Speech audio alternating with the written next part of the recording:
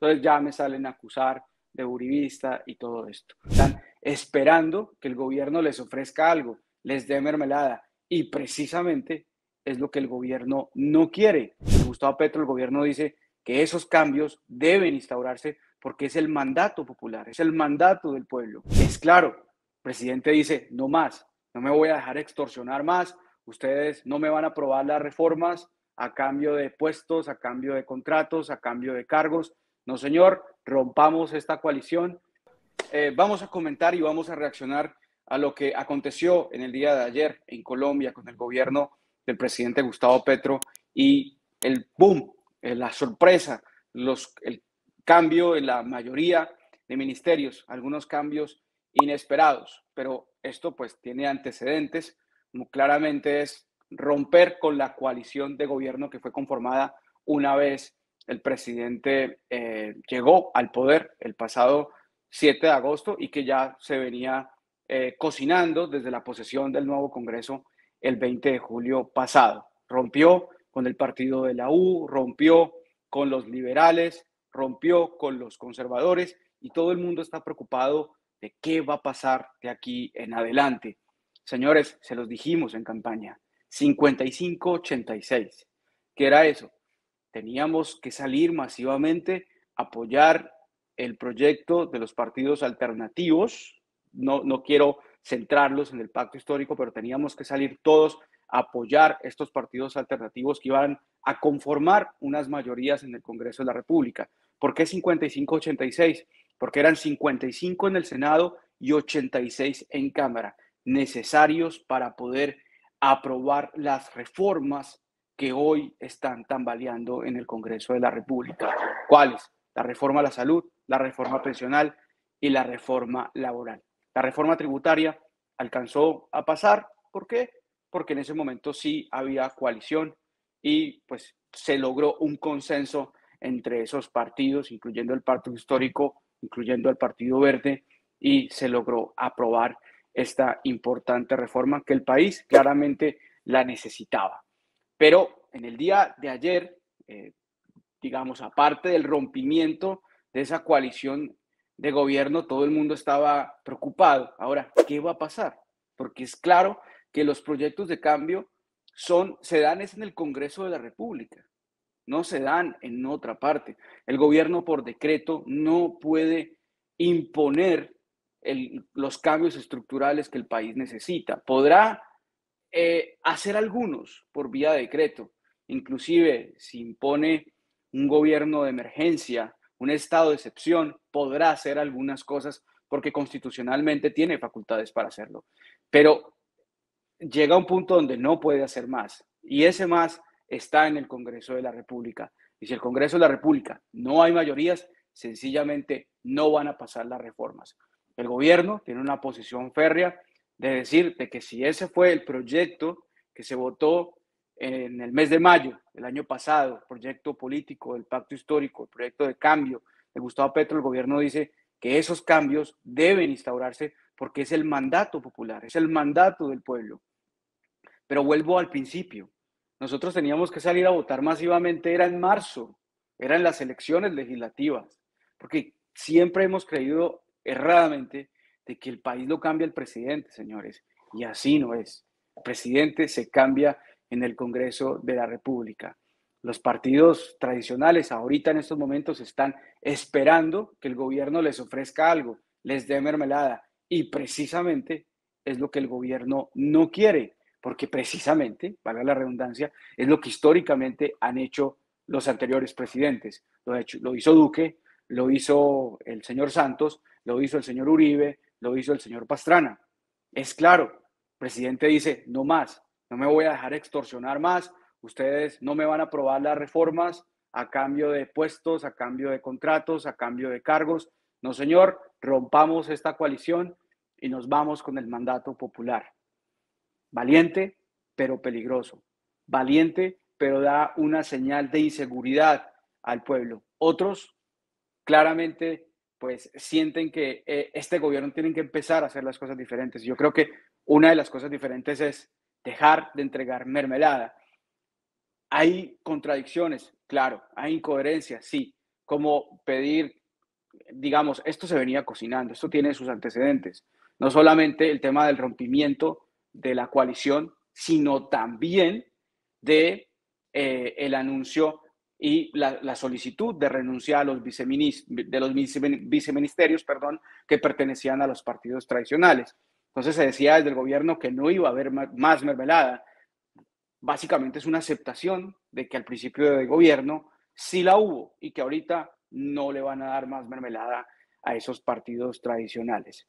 Me parece una posición, repito, valiente del gobierno, pero que deja dudas, deja inseguridad al pueblo que está esperando que los debates se den en el Congreso de la República. Por eso la gente votó por unos representantes para que vayan a librar al Poder Legislativo las discusiones que en la calle no se pueden librar. El gobierno ha anunciado que convoca a la masa electoral, convoca a ese mandato popular a que salga a las calles a protestar, a exigir que se permitan la aprobación de estas reformas. Yo creo que va a ser muy complicado. Laura Sarabia, la asesora, la secretaria del presidente, ayer anunció que el 1 de mayo el presidente va a estar de nuevo en el balcón, allí, tratando de convocar a ese mismo pueblo que lo eligió. Repito, no es el mismo pueblo que salió en marzo del año pasado a votar el proyecto legislativo del Pacto Histórico. Desafortunadamente, las mayorías siguieron estando en los partidos tradicionales, en la sumatoria de los congresistas del partido de la U, del Partido Liberal, del Partido Conservador, del Centro Democrático, señores, y era claro que así no se iban a aprobar las reformas.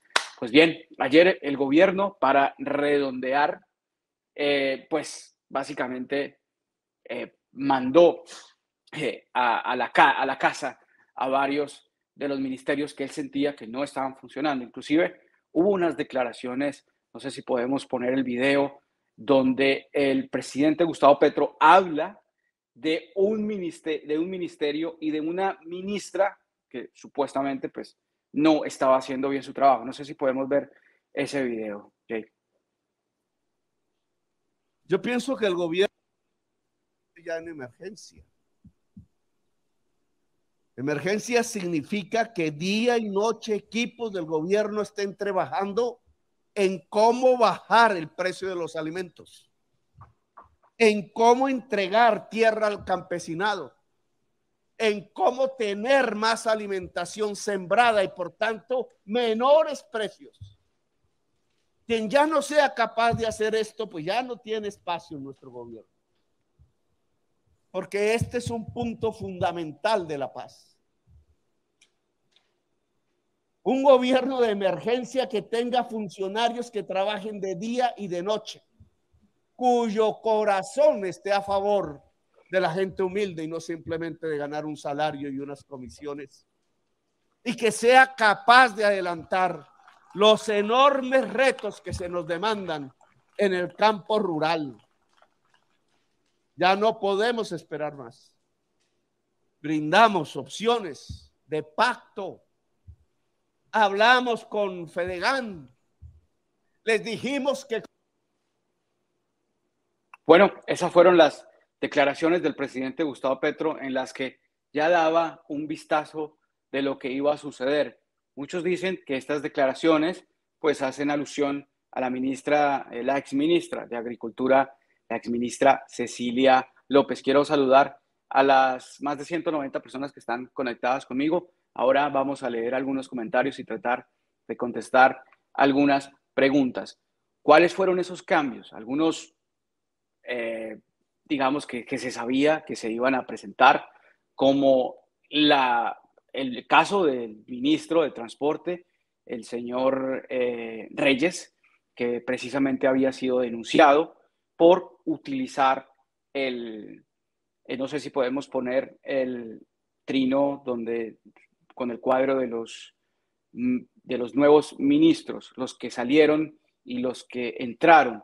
Y bueno, el ministro Reyes había sido denunciado por utilizar un avión de un contratista. La excusa era que Invías pues, no pertenecía al Ministerio de Transporte y que este contratista pues tenía contratos, era con Invías, no con el Ministerio de Transporte, una excusa bastante rebuscada por parte del ministro, sabiendo que el Ministerio de Transporte pues preside la Junta Directiva de Invías y fue un tema escandaloso que se desarrolló un día antes de que esto pasara. ¿Quién lo reemplaza en esa cartera?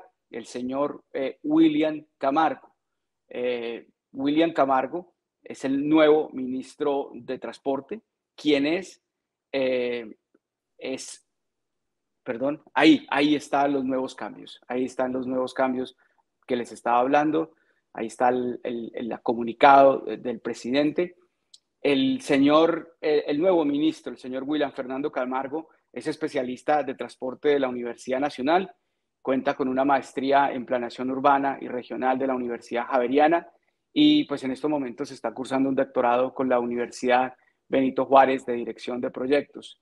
El nuevo ministro de Transporte trabajó en la Secretaría Distrital de Planeación de Bogotá y también se ha desempeñado en el Instituto de Desarrollo Urbano.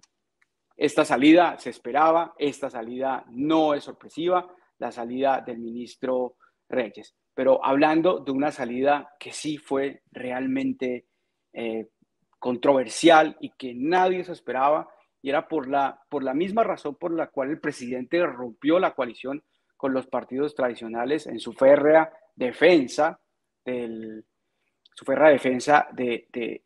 la reforma a la salud, por ejemplo, donde básicamente lo que había era un chantaje de los partidos tradicionales hacia el gobierno nacional, la exigencia de mermelada, que precisamente es lo que se va a acabar con este gobierno, pues todo el mundo pensaba que una de las piezas inamovibles en ese ministerio era la ministra Carolina Corcho, que precisamente la habíamos invitado al canal para tratar de socializar la reforma a la salud importante para los colombianos, para los que dicen que Beto solamente critica al gobierno. No, señores.